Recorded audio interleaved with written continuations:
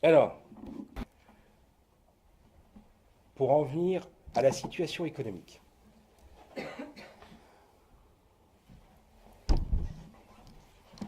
Nos entreprises aujourd'hui, qui sont nombreuses, sont, traversent d'énormes difficultés. Licencient, disparaissent. L'année dernière, 63 000 entreprises ont été liquidées.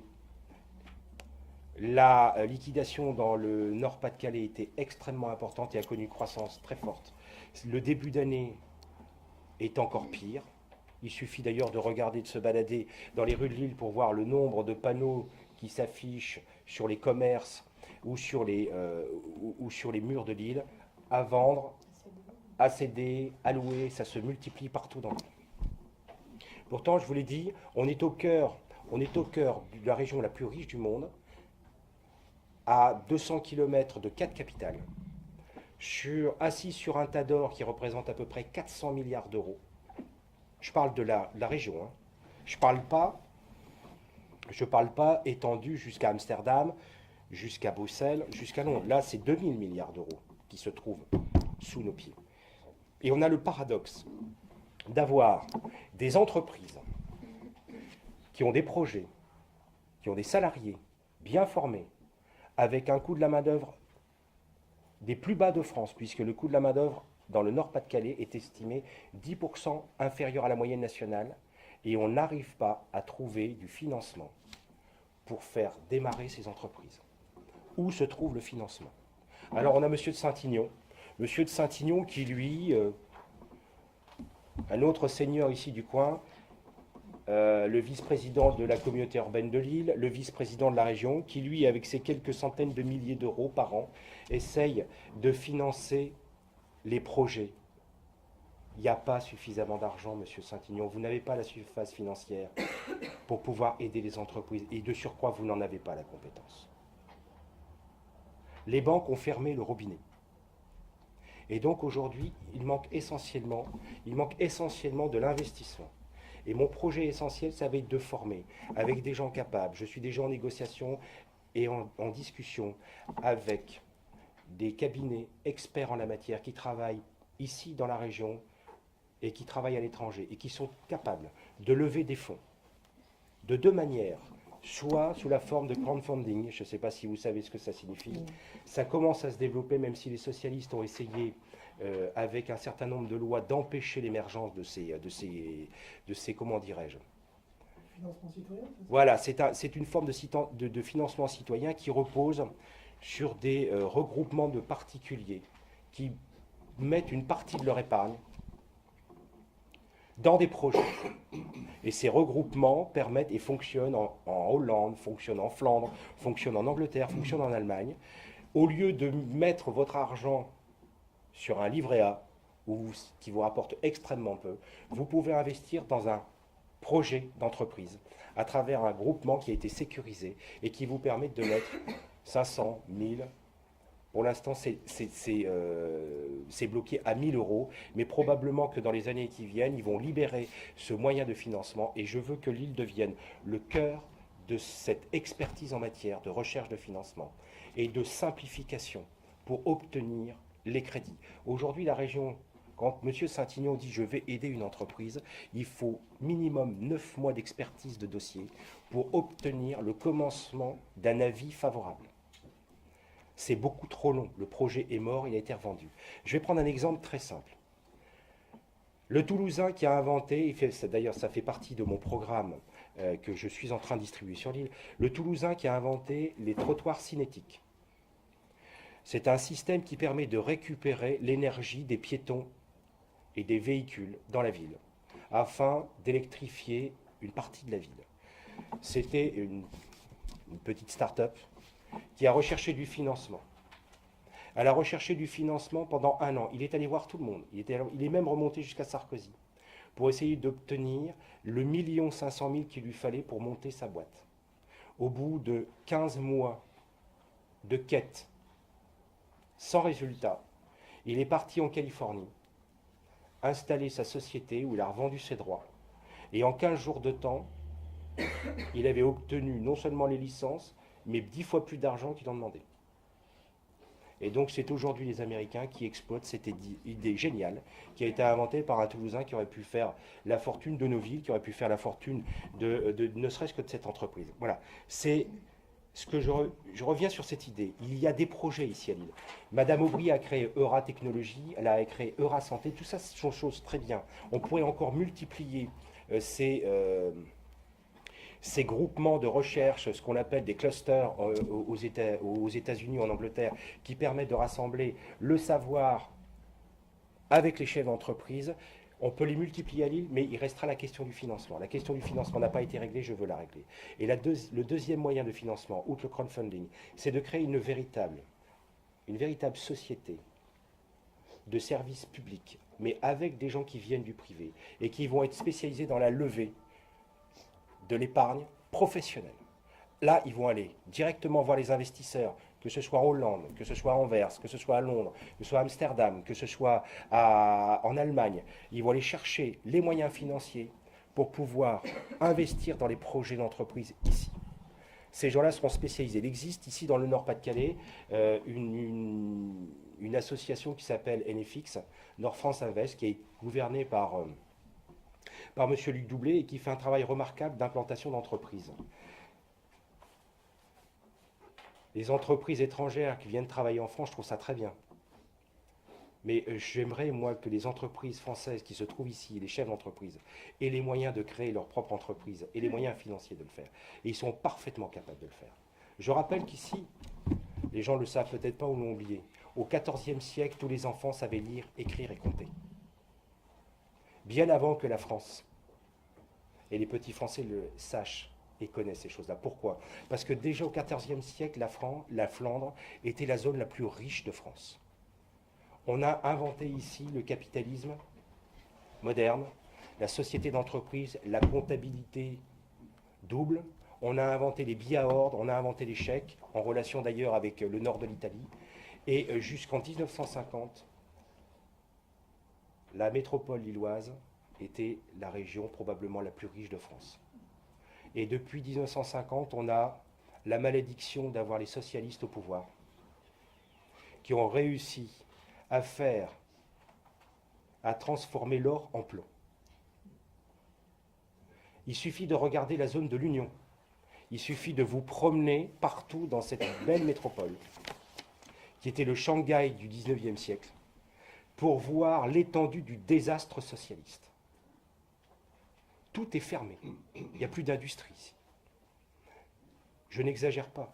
Parce qu'il y a à quelques kilomètres d'ici, en Flandre, quand vous prenez la route pour aller jusqu'à Gand ou à Anvers, de part et d'autre, vous ne voyez que des usines, vous ne voyez que des entreprises qui se succèdent sur 150 km quasiment, et qui sont neuves. Ce ne sont pas des ruines, ce sont des entreprises neuves. Comment se fait-il qu'à Ypres, il y a un taux de chômage de 5,6%, alors qu'on est à 20 km de Lille? Comment se fait-il qu'à Anvers, on ait un taux de chômage de 7,8%, alors qu'on est à 120 km de Lille? C'est une absurdité. On est dans la même zone économique, c'est à peu près les mêmes personnes qui vivent ici. Ils ont à peu près les mêmes traditions et on arrive à avoir un différentiel aussi important, avec de surcroît, parce qu'un malheur n'arrive jamais seul, avec une commune hyper endettée et une communauté urbaine hyper endettée. Donc on a les deux malheurs. On a non seulement l'inefficacité économique, mais en plus de ça l'endettement et l'hyperfiscalité aussi. Parce que je reviens dessus, contrairement à les témoignages qui ont été tenus en particulier au mois de décembre, la fiscalité à Lille est extrêmement élevée. Pour une chose que personne ne veut voir, à commencer par les socialistes, c'est que 48,5% des habitants de Lille payent en vérité l'impôt. Je parle des foyers fiscaux. Foyers fiscaux. Donc je répète, 48,5% des foyers fiscaux payent en vérité l'impôt.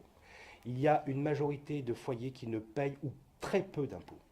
Et ce qui explique la raison pour laquelle l'impôt ici à Lille est extrêmement lourd. Extrêmement lourd. Je rappelle, j'avais fait des calculs. Qui est-ce qui a le journal de ce matin, Capital? Dans Capital, on est à 3 150 € de dette par habitant. ici sur l'île. Si vous tenez compte de la variable que je viens de vous donner, ça fait une dette par cotisant, par habitant qui cotise, qui contribue fiscalement, de 4 900 euros.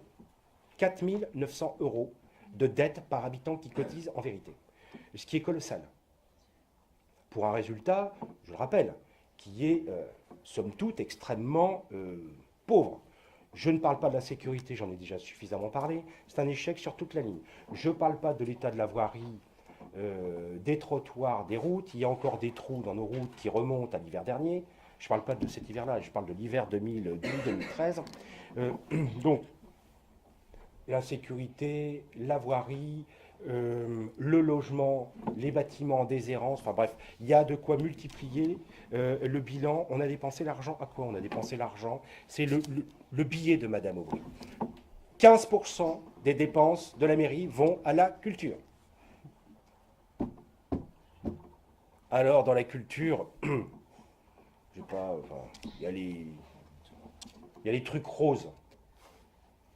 Il y a les trucs roses là parce que j'ai vu que la statue de monsieur Léon Trulin avait été repeinte en rose cette nuit. Et je pense que la personne a dû prendre son temps parce que ça a été bien fait. Hein. Non, mais là, ça a été bien fait là. Donc, c'est tout simplement un résistant hein, qui vient d'être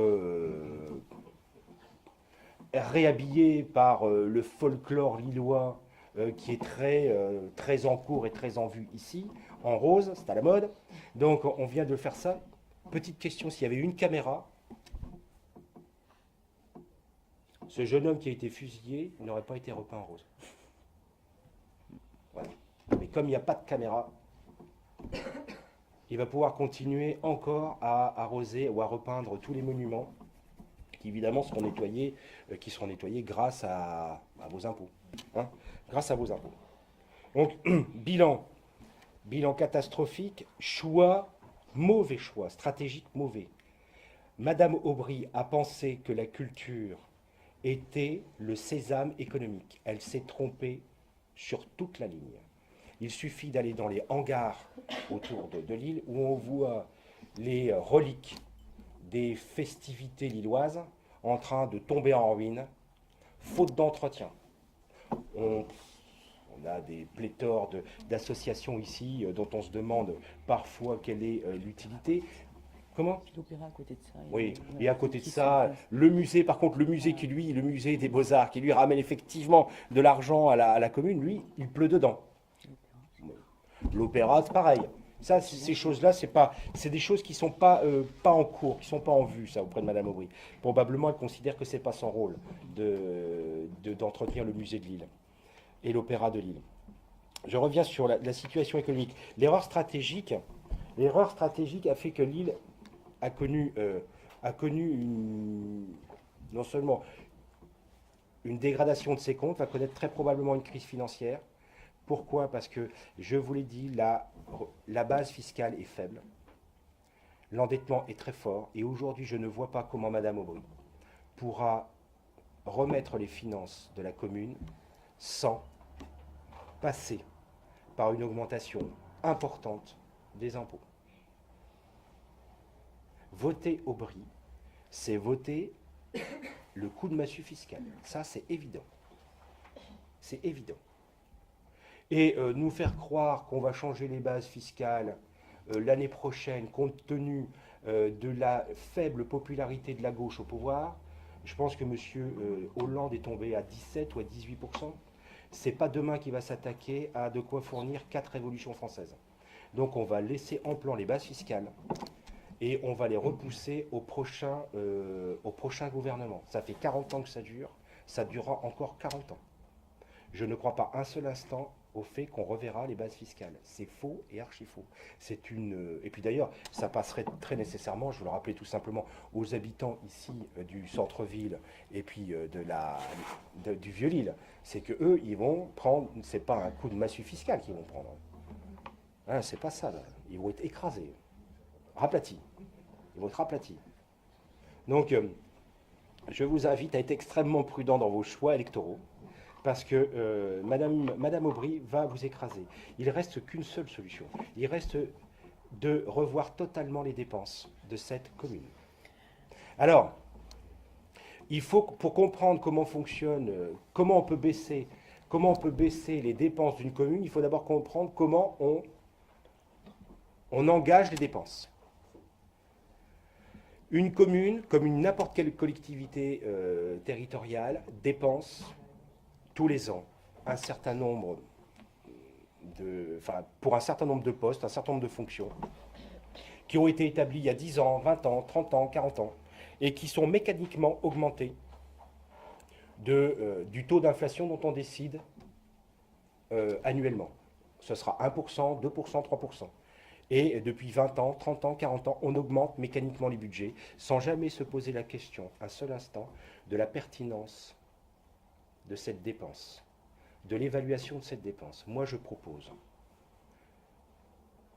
l'effet contraire, pour vous faire comprendre. Aujourd'hui, on est dans la restriction budgétaire au niveau de l'État. Qu'est-ce que l'on fait? On va mettre le curseur en négatif. On va dire, pour la défense nationale, on va dépenser moins 2% par an. Pour la police nationale, on va dépenser moins 1,5%. Pour la justice, moins 1%. Et ensuite, on va diminuer les budgets au prorata. Donc, ce qui fait qu'aujourd'hui, j'ai des amis qui travaillent dans la justice, les juges se plaignent, ils n'ont plus de papier, ils n'ont plus d'encre. Bon, d'abord, ils n'ont plus rien. Donc, le résultat, on met les gens dehors parce que de toute façon, on n'a même pas de quoi écrire l'assignation pour les mettre en prison. Donc, vous voyez, on est dans l'absurdité. Ce système-là ne fonctionne pas. C'est d'ailleurs un système qui est typiquement français, qui a été inventé par les hauts fonctionnaires français, qui considèrent la vie comme étant une série d'équations mathématiques. C'est pas comme ça que ça fonctionne. Dans les pays anglo-saxons, dans les pays d'Asie du Sud-Est, dans les pays modernes, dans les pays émergents, on redéfinit d'abord la nature de la dépense. C'est-à-dire que on essaye de comprendre pourquoi on affecte tel argent pour telle politique. Est-ce que c'est pertinent de dépenser autant d'argent? Ou est-ce que la dépense est bien effectuée?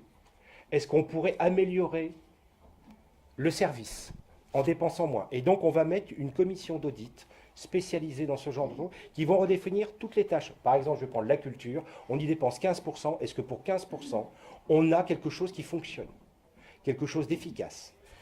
Et au bout d'un an, cette commission dit voilà, on peut avoir le même résultat amélioré en dépensant 10, 20, 30, 40% de moins, en ayant une meilleure réalisation des objectifs, mais avec des dépenses nettement améliorées,